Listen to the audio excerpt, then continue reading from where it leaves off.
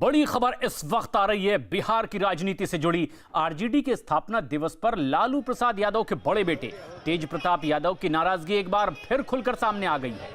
इस बार तेज प्रताप यादव अपनी चचेरी साली करिश्मा राय को आरजेडी में शामिल करने पर नाराज हो गए हैं। करिश्मा राय तेज प्रताप की पत्नी ऐश्वर्या राय की चचेरी बहन है। तेज प्रताप और उनकी पत्नी ऐश्वर्या में अनबन की खबरें अक्सर सुर्खियों में रहती हैं।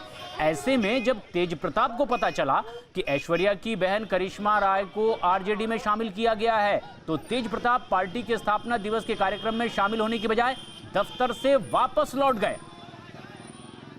बड़ी खबर पर इस वक्त हमसे सीधे जुड़ रहे हैं चंद्रमोहन कुमार, हमारे सहयोगी। चंद्रमोहन, चुनाव करीब हैं, ऐसे में लालू प्रसाद यादव के परिवार का ये कलह एक बार फिर क्या बड़ा नुकसान पहुंचा सकता है? बिल्कुल, देखिए तेज प्रताप यादव करिश्मा राय जब से शामिल हुई है पार्टी में, उसके बाद से ही लगातार नाराज चल रहे हैं। और जिस दिन ये शामिल हुई थी उस दिन उन्होंने साफ तौर पर खुलकर यह कहा था कि बिना उनसे पूछे हुए इस तरह का कदम उठाया गया है, जबकि जो उनकी बहन है जिससे तेज प्रताप यादव की शादी हुई है, उनसे इनका मुकदमा चल रहा है। ऐसे में उसी परिवार से जुड़ी हुई करिश्मा राय को पार्टी में कैसे लिया गया? और आज जब पार्टी का 24वां स्थापना दिवस था तो तेज प्रताप यादव तेजस्वी यादव के साथ साथ घर से ऑफिस तक पहुंचे, लेकिन ऑफिस के अंदर नहीं गए और उन्होंने साफ तौर पर अपनी नाराजगी जताते हुए फिर वहां से वापस चले गए। तो लालू यादव के परिवार का कलह एक बार फिर से सामने आया है, और वो भी करिश्मा राय को लेकर, जो उनकी चचेरी साली हैं। और इसको लेकर तेज प्रताप यादव खुलकर अपने परिवार के लोगों को भी जता चुके हैं कि अगर करिश्मा राय को पार्टी में लिया गया है तो क्यों लिया गया और उनसे इसको लेकर राय क्यों नहीं ली गई। वहीं एक और बड़ी खबर इस वक्त आ रही है। दिल्ली के तिहाड़ जेल में कोरोना से दूसरी मौत हो गई है। 1984 दंगे के दोषी पूर्व एमएलए महेंद्र यादव की कोरोना से मौत हो गई है। तिहाड़ के मंडोली जेल में 1984 दंगे के मामले में सजा काट रहे पालम विधानसभा के पूर्व विधायक महेंद्र यादव की कोरोना की बीमारी से मौत हो गई है। तिहाड़ में कोरोना से हुई यह दूसरी मौत है। इससे पहले 15 जून को इसी जेल में हत्या के एक मामले में उम्र कैद की सजा काट रहे कैदी कंवर सिंह की भी कोरोना से मौत हो गई थी।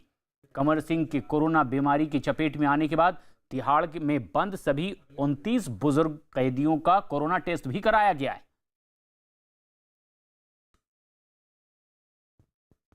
एक बड़ी खबर मुंबई से आ रही है। मुंबई पुलिस ने फर्जी कोरोना अफसर बनकर लोगों को लूटने वाले गिरोह का पर्दाफाश किया है। पुलिस ने इस सिलसिले में गिरोह के एक सदस्य को चेंबूर इलाके से गिरफ्तार किया। 30 जून को इस गिरोह के सदस्य ने खुद को कोरोना अफसर बताकर एक आदमी से करीब 54,000 रुपए और उसकी कार भी छीन ली थी। पुलिस को अब भी इस गिरोह के बाकी सदस्यों की तलाश है।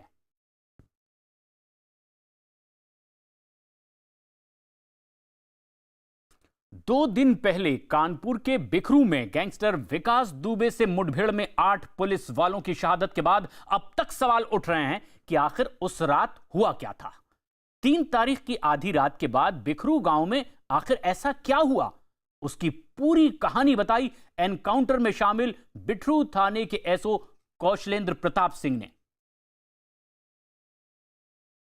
चौबेपुर के बिकरू में दर्दनाक घटना हुई, जिसके बाद कई पुलिसकर्मी शहीद हुए और कईयों का अस्पताल में इलाज चल रहा है। इस वक्त में जिस अस्पताल में आप वार्ड्स में देख सकें, तमाम जांबाज, तमाम जो कांस्टेबल्स हैं या सब इंस्पेक्टर्स हैं, ऑफिसर्स हैं, यहाँ मौजूद हैं और कई लोग एडमिट भी हैं। इसके जो न्यूज़ 18 की टीम में पहले ऐसे जांबाज के पास आके खड़ी है जिनसे जानना चाहिए वास्तविक सर उस रात वास्तविकता हुआ क्या? सर वास्तविकता ये हुई कि हम लोगों को जो है बुलाया गया था, फ़ोन करके बुलाया गया था कि ऐसा है, एक दबिश है तो वहाँ चलना है। चूँकि पड़ोसी थाना होने के नाते अक्सर हम लोग एक दूसरे की मदद भी करते रहते हैं, तो उसी के तहत जो है हम लोग जो है यहाँ से अपने यहाँ से करीबन 12:30 बजे जो है वो निकल लिए थे जहाँ पे दबिश देनी थी। तो हम लोगों को जो है एसओ चौबेपुर जो है वो हमको बेला क्रॉसिंग पे मिले थे। वहाँ से हम लोग भी उनके खेमे में शामिल हो गए थे और हम लोग जब पहुँच गए हैं वहाँ पे तो गाड़ियाँ हम लोगों ने तकरीबन 200-250 मीटर पहले ही खड़ी कर दी थी और उसके बाद सारे लोग जो हैं यूनाइट होकर गए थे। इसमें एसओ शिवराजपुर साहब भी थे और सीओ बिल्लौर साहब भी थे, बाकी का हमारा फोर्स था, चौबेपुर का भी फोर्स था। हम लोग यूँ ही गए हैं तो जाने के बाद में पैदल जा रहे तो रास्ते में हम लोगों ने एक जो है जेसीबी खड़ी हुई देखी थी और जेसीबी को कुछ इस तरीके से खड़ा किया था उन लोगों ने कि वहाँ से पैदल कोई ना, मतलब गाड़ियों से ना निकल पाए बल्कि एक एक करके निकल पाए। और ज्यों ही हम जेसीबी को क्रॉस किए हैं उसी समय क्या है ना, अचानक हम लोगों के ऊपर विदिन 1 मिनट हमारे ऊपर कम से कम 20 फायर जो है वो अचानक आ गए। और उसी पहले ही राउंड में हम 3 लोगों को जो है हम गोली लग चुकी थी। बाकी लोग जैसे फायर हुआ तो वैसे ही सब लोग तितर बितर हो गए थे। तो उसमें जिसको जहां जगह मिली वहां पे वो छिपने का प्रयास किया। बाद में चूंकि हमारे साथ में जो 2 कांस्टेबल जो थे वो मेरे साथ में ही थे बिल्कुल, तो उसमें से एक कांस्टेबल को गोली लग गई थी, अजय सेंगर को। तो अजय सेंगर ने मुझे बताया कि सर मुझे गोली लग गई है और मुझे पेट में गोली लगी है। तो उसकी गोली को जो है मुझे समझ में आया कि उसकी गोली जो है सीरियस है, तो उसको बचाने के लिए, उसको ट्रीटमेंट अवेलेबल कराने के लिए हम लोग जो है साइड से थोड़ा सा एक ट्रॉली पड़ी थी वहाँ, और ट्रॉली की आड़ को लेते हुए कवर फायर देते हुए निकले। और निकलने के बाद में फिर किसी तरह से जो है हम लोग उसको बचाते हुए फिर निकल के आ पाए। सर क्या आप लोगों की तरफ से फायरिंग हुई कि आप लोग घिर गए थे? हमारी तरफ से मेरे द्वारा तो फायर किया गया, मैंने अपनी पिस्टल से जो है 4-5 राउंड फायर किया था वहां से निकलने के लिए, लेकिन और नहीं बता सकता हूं कि और फायर हुआ था कि नहीं हुआ था, क्योंकि आवाज एक यकायक जो है आवाज कई सारे फायरों की थी, तो उसमें डिफरेंशिएट करना बड़ा मुश्किल था कि किसका फायर हुआ है किसका फायर नहीं हुआ है। सर आपको किसकी गोली लगी और सीओ साहब कैसे एक्सपायर किए? ये तो मैं नहीं बता सकता कि मुझे किसकी गोली लगी है, क्योंकि गोलियां अंधाधुंध गोलियां चल रही थी, तो ये नहीं पता किसकी गोली लगी है।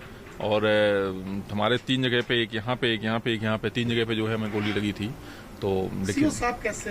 सीओ साहब का जो है, चूंकि सीओ साहब सब लोग छितर बितर हो गए थे उस समय, ये नहीं देख पाए कि कौन कहाँ पे छिपा हुआ है या कौन कहाँ पे आड़ लिए है। तो बाद में संभवतः है, चूंकि जहाँ पे वो जेसीबी खड़ी हुई थी, क्योंकि मैंने सोशल मीडिया में जो वीडियो वगैरह वायरल हुए हैं उसमें देखा है, तो जहाँ पे वो छिपे हुए थे वो उस घर के जस्ट ऊपर से भी फायरिंग हो रही थी। सर चारों तरफ से फायरिंग हो रही थी कि सिर्फ एक घर से? विकास दुबे घर से? मैं 3 डायरेक्शन तो मुझे खुद ही पता है, 3 डायरेक्शन से फायरिंग श्योर हो रहा था, एक डायरेक्शन का नहीं पता, लेकिन 3 डायरेक्शन से फायरिंग हो रही थी। तो सर क्या लगा, तैयारियां पूरी थी कि फुल पूरी तरह से बॉडी प्रोटेक्टर नहीं पहना था? नहीं, हमारी तरफ से ऐसा है, चूंकि हम लोग बिल्कुल भी इस तरह से नहीं गए थे कि इस तरह की कोई भी इंसिडेंस हो सकता है। और लेकिन उन लोगों को पूरी तरह से प्रिपेयर था, उनको पूरी तरह से पता था कि कहाँ कहाँ पे हम लोगों को रहना है, वो लोग पहले से थे और उनको कुछ भी ब्रीफ करने की जरूरत नहीं थी। ऑलरेडी सब ब्रीफ थे कि जैसे ही जेसीबी क्रॉस करेंगे और इन सब लोगों को जो है मार देना है, फायर करके मार। सर कुछ ईंट पत्थर भी चले और अंधेरा था वहाँ, लाइट बंद कर दी? अंधेरा था, लेकिन अंधेरा उन लोगों के लिए अंधेरा नहीं था, हम लोगों के लिए अंधेरा था, क्योंकि उन लोगों ने जिस तरह से लाइट को लगाया हुआ था या लाइट का जो फोकस था वो हम लोगों को पड़ रहा था, लेकिन हम लोग उन्हें नहीं देख सकते थे। सर क्या ऑटोमेटिक वेपन से भी फायरिंग हो रही थी? ऑटोमेटिक कुछ सेमी ऑटोमेटिक वेपन्स भी लग रहे थे, क्योंकि जिस तरह से अचानक फायर मतलब हो रहा था, अगर वैसे कोई होता सिंगल शॉट वाला होता तो उसमें जो है उसमें ये दिखाई देता कि थोड़ा टाइम लगता गैपिंग, लेकिन जिस तरह से एकाएक फायरिंग हुई तो उससे लग रहा था कि उनके पास कुछ सेमी ऑटोमेटिक भी वेपन्स हो सकते हैं। सर एक आखिरी चीज, निश्चित तौर पर आपने फेस तमाम चीजें की, आप उसके प्रत्यक्षदर्शी भी हो, क्या बहुत लोग थे छतों पर कि अंदाज लगा सकते कितने लोगों ने? तकरीबन जो है कम से कम 15 से 20 लोग तो रहे होंगे, जो कि 3 जगह से तो डायरेक्शन जो फायरिंग का था, तो कम से कम 4-4, 5-5 लोग भी रहे होंगे, तब भी 15-20 लोग तो हो ही जा रहे हैं। SO चौबेपुर बताया पीछे रह गए, उन्होंने कहीं आगे नहीं? नहीं, ऐसा नहीं है, ये कहना गलत है, SO चौबेपुर पीछे नहीं रहे, लेकिन चूंकि जब हम लोग जेसीबी को क्रॉस कर रहे थे तो वहां पे इतना ज्यादा स्पेस नहीं था कि सब लोग एक साथ क्रॉस कर सकें। वहां पे क्या है ना, धीरे धीरे, क्योंकि सब लोग लाइन बना के क्रॉस कर रहे थे, चूंकि हमारे भी आगे चौकी इंचार्ज अनूप थे, जो मंदना चौकी इंचार्ज थे वो थे, और उसके बाद में मैं था और मेरी पूरी टीम थी। और चूंकि हम लोग जैसे ही क्रॉस करके गए हैं, उसी के बाद में फिर सीओ साहब और SO शिवराजपुर भी क्रॉस किए हैं, लेकिन जैसे ही हम लोग उसके पास तक पहुंचे हैं तब तक एकाएक फायरिंग होने लगा। तो SO चौबेपुर जो है वो उस समय पार नहीं कर पाए थे जेसीबी, जब तक फायर होने लगा तो फिर उन्होंने जेसीबी की आड़ ले ली, और जेसीबी की आड़ लेकर के फिर आगे का भी हुआ। एक सिविलियन भी आप लोगों के साथ था जो घायल अस्पताल में, उसकी क्या भूमिका, वो कैसे आपके साथ? सिविलियन के बारे में जो मुझे जानकारी हुई है, वो SO चौबेपुर के साथ में ही लड़का रहता है, उनका सहयोगी है, उनके रोजमर्रा के काम वाम करता है, तो वो भी किसी तरह से साथ में ही गया हुआ था वहाँ पे। तो ये चीज बाद में मुझे जानकारी लगी कि सबके पास असला थे? नहीं, सबके पास असला नहीं थे। हम में से कुछ ही लोगों के पास में असला थे, क्योंकि हम लोग इस तरह से प्रिपरेशन से नहीं गए थे कि वहाँ पे हमें इनकाउंटर टाइप की कोई चीज झेलनी पड़ेगी। आप लोगों ने विकास दुबे को देखा? विकास दुबे को पहचानते तो नहीं थे हम लोग, ठीक है, लेकिन ये हाँ लोग थे वहाँ, कई लोग थे, तो उसमें मैं पहचानता नहीं था। तो आपने देखा ये जांबाज पुलिस ऑफिसर हैं जिन्होंने उस दिन बराबर से मोर्चा लिया, और इनके साथ के तमाम लोग घायल हुए जो इस अस्पताल में इलाज कर रहे हैं। इनका कहना है कि कई लोग इंजर्ड हुए हैं और जो कई लोग एक्सपायर हुए हैं, वो इस तैयारी से नहीं गए थे कि एनकाउंटर करें, कहीं ना कहीं इनकी तैयारी कम थी, जिसके चलते ये आज यहाँ, इनका साफ कहना है कि यदि तो और पुलिस फोर्स होता तो शायद वो मोर्चा और अच्छा ले सकते थे। विजुअलिस्ट आशीष पांडे के साथ Amit Ganju, news 18 Kanpur. News 18 India पर एक्सक्लूसिव उस रात की दास्तां बयां करते एनकाउंटर में शामिल एसओ जो खुद घायल भी हुए हैं हकीकत बता रहे थे। लेकिन हकीकत यह भी है कि उस मुठभेड़ में 8 पुलिस वालों को शहादत देनी पड़ी और इसके बाद अब गैंगस्टर विकास दुबे पर शिकंजा कसना भी शुरू कर दिया गया है। कानपुर पुलिस ने इस सिलसिले में काकादेव इलाके के 3 लग्जरी गाड़ियों को बर्बाद कर दिया जो लावारिस हाल में खड़ी हुई मिली। ये तीनों ही गाड़ियां काले रंग की हैं जिनकी नंबर प्लेट गायब है और ये तीनों गाड़ियां जब वाजपेयी नाम के एक कारोबारी की है, ये भी बताया, जिन्हें विकास दुबे इस्तेमाल करता था। और पुलिस अब कारोबारी को हिरासत में लेकर लगातार पूछताछ भी कर रही है। 8 पुलिसकर्मियों की शहादत के मामले में पुलिस मुख्य आरोपी विकास दुबे की तलाश कर रही है। पुलिस की कई टीमें छापेमारी में लगी हुई हैं, कई सर्विलांस के जरिए सबूत जुटाने की और उस तक पहुंचने के प्रयास कर रही हैं। इसी दौरान कानपुर पुलिस को विजयनगर चौराहे पर 3 काली लग्जरी गाड़ियां खड़ी हुई मिली हुई हैं। इन गाड़ियों के बारे में बताया जा रहा है कि ये गाड़ी क्षेत्र के ही रहने वाले एक जय वाजपेयी नाम के युवक की हैं। इस युवक के दुर्दांत विकास दुबे के साथ फ़ोटो भी वायरल हो रहे हैं। अब पुलिस जय वाजपेयी से गहनता से पूछताछ कर रही है और इन गाड़ियों का मर्डर केस से, पुलिस के ऊपर हमले से कनेक्शन खंगालने में लगी हुई है। हालांकि अभी पुख्ता तौर पर कुछ भी नहीं कहा जा सकता, लेकिन जय वाजपेयी की भूमिका पुलिस के सर्विलांस में ज़रूर है। पुलिस लगातार जांच पड़ताल कर रही है और ये पता लगाने की कोशिश कर रही है कहीं इन गाड़ियों का इस्तेमाल विकास दुबे के भागने या फिर वारदात से पहले तमाम उसका साथ देने की योजनाओं में तो नहीं किया गया। अब कानपुर रेंज के आईजी मोहित अग्रवाल और एडीजी जयनारायण सिंह भी पुलिस दल बल के साथ एक बार फिर से कानपुर में विकास दुबे के घर पहुंच चुके हैं और कल विकास दुबे के घर को गिरा दिया गया था। आईजी मोहित अग्रवाल के मुताबिक विकास दुबे ने अपने घर की दीवारों में हथियार छिपा रखे थे जिसकी तलाश के लिए उसके घर को गिराया गया है।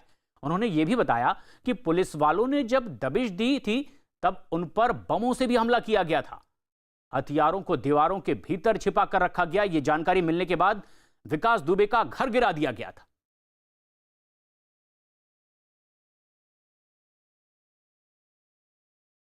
आईजी मोहित अग्रवाल हमारे साथ हैं। क्या कुछ इस पूरे घटनाक्रम में निकल के आया है, क्योंकि एक दिन पहले ही विकास दुबे के घर को गिराया गया था, तो सर उसका मकसद क्या था? ये बताया जा रहा है कि यहाँ पर काफ़ी भारी मात्रा में असले, गोला बारूद और बम, देसी बम बरामद हुए हैं।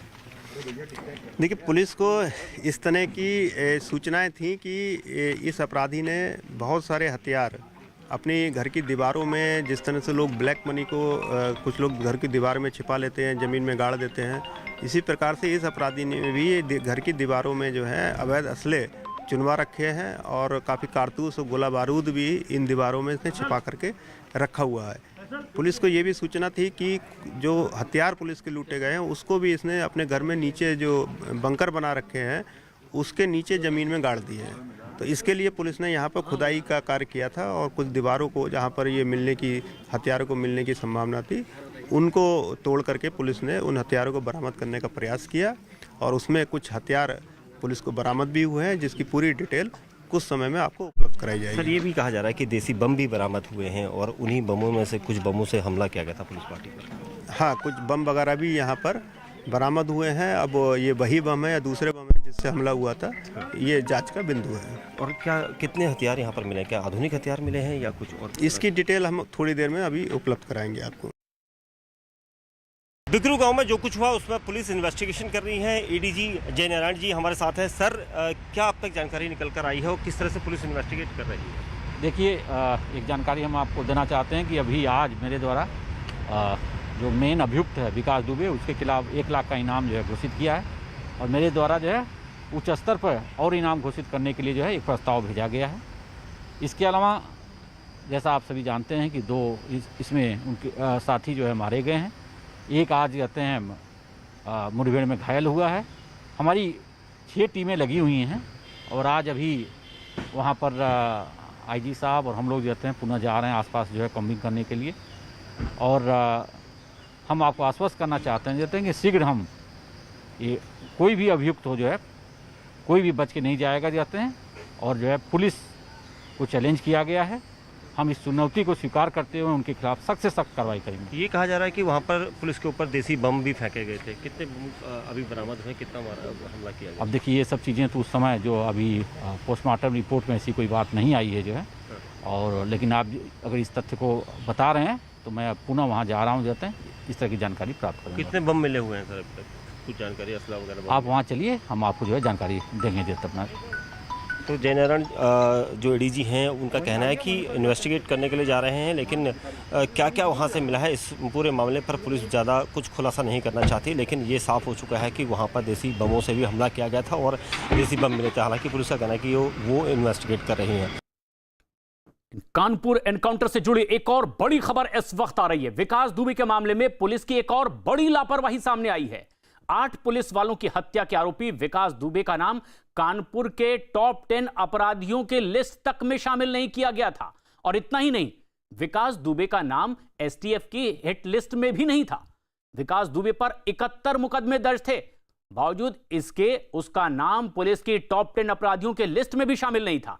और यह बात तब सामने आई जब सीएम योगी ने उत्तर प्रदेश में अपराध पर समीक्षा बैठक की।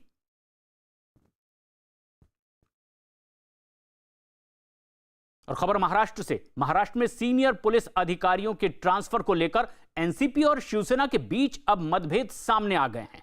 कुछ दिन पहले ही महाराष्ट्र के गृह मंत्रालय ने कुछ पुलिस अधिकारियों के ट्रांसफर को लेकर आदेश पारित किए, लेकिन इसके लिए मुख्यमंत्री उद्धव ठाकरे की रजामंदी नहीं ली गई। और इसके बाद मुख्यमंत्री उद्धव ठाकरे ने गृह मंत्रालय के आदेश को रद्द कर दिया। महाराष्ट्र में गृह मंत्रालय एनसीपी के पास है, अनिल देशमुख गृह मंत्री हैं, और ऐसे में अब ये एक बड़ा विवाद भी सामने आया। अभिषेक पांडे हमारे सहयोगी फोन लाइन पर मौजूद हैं। अभिषेक, ये आखिर किस तरह का विरोधाभास कि गृह मंत्रालय का आदेश मुख्यमंत्री रद्द कर देते हैं? दोनों ही अलग अलग पार्टी के नेता हैं, क्या ये एक वजह, और इस पर भी कोई सियासी आकलन किया जा रहा है?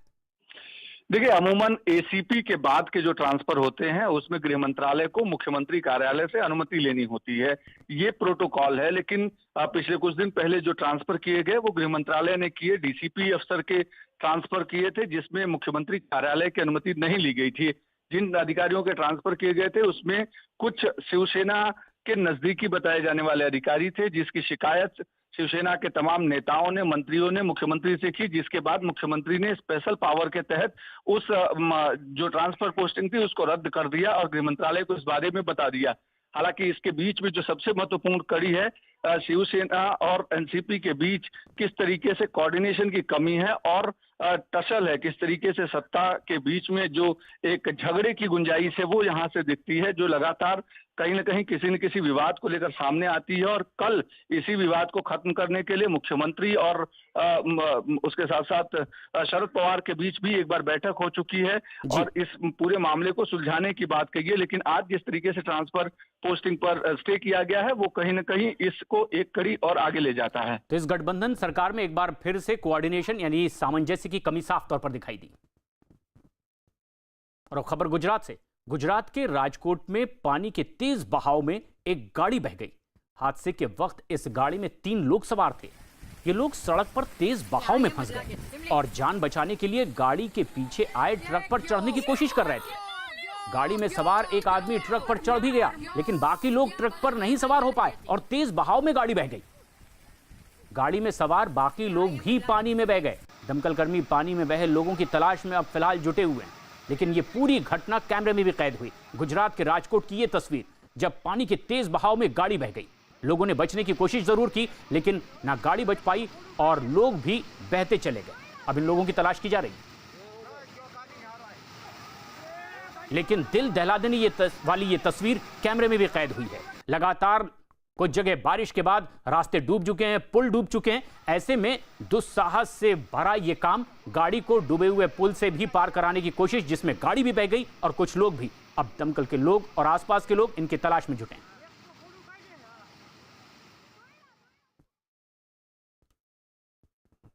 महाराष्ट्र के बुल्ढाना में एक 3 मंजिला इमारत गिर गई। बताया गया कि इमारत काफी कमजोर हालत में थी, लिहाजा इमारत में रहने वाले सभी लोगों को पहले ही इमारत से निकाल लिया गया था और इसके बाद आसपास के लोगों को भी इमारत से दूर रहने की हिदायत दी। लेकिन यह घटना कैमरे में कैद हुई। देखते ही देखते ये इमारत धराशायी हो गई। इमारत का अगला हिस्सा आगे की तरफ झुक गया था और इसके बाद तेज आवाज के साथ पूरी की पूरी इमारत एक झटके में आगे की तरफ गिर पड़ी। महाराष्ट्र के बुल्ढाना की यह तस्वीर है। 3 मंजिला इमारत देखते ही देखते धराशायी हो गई।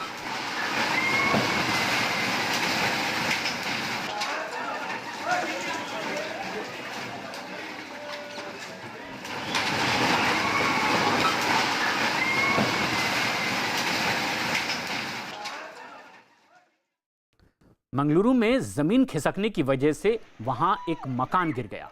मकान के गिरने से पहले वहां रुक रुक कर जमीन खिसकती हुई दिखाई दी और इससे वहां अफरा तफरी का माहौल बन गया। इस बीच वहां मौजूद लोग डर कर इधर उधर भागने नजर आए। ऊपर फंसे लोगों की तेज आवाज की वजह से नीचे आने को भी लोग कहते रहे और इसी बीच जमीन का एक और हिस्सा खिसका और इसकी चपेट में आए कुछ पेड़ भी टूटकर गिरते दिखाई दिए। इसके बाद जमीन का थोड़ा हिस्सा और खिसका और इसकी वजह से एक मकान भरभरा कर गिर पड़ा। मलबा गिरने से वहां सड़क भी बंद हो गई और इसे बाद में मशीनों की मदद से हटाया गया।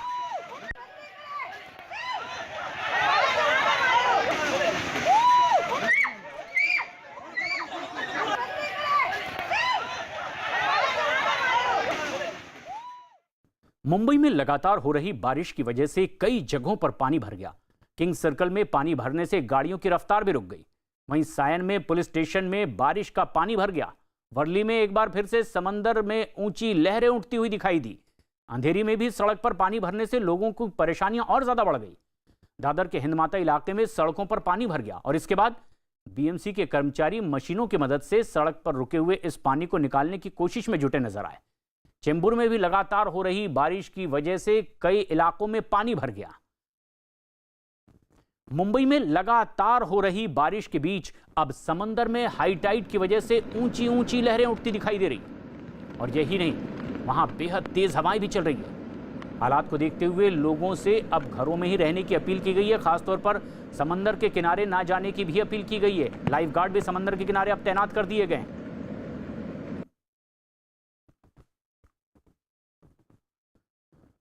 मुंबई में लगातार हो रही बारिश की वजह से अंधेरी इलाके में पानी भर गया। भारी बारिश की वजह से सड़कें पानी से लबालब भरी नजर आई। हालात इतने बिगड़ गए कि नदी और सड़क में फर्क कर पाना मुश्किल हो रहा था। जिधर भी नजर जा रही है पानी ही पानी दिखाई दे रहा है। हालात का अंदाजा तो इस बात से लगाया जा सकता है कि जिस सड़क पर कल तक गाड़ियां आराम से गुजर रही थी वहां पैदल चलना भी मुश्किल हो गया है। गाड़ी के पहिए पूरी तरह से डूबे दिखाई दे रहे हैं। मुंबई के अंधेरी की ये गलियां अब पानी में पूरी तरह से डूबी हुई हैं।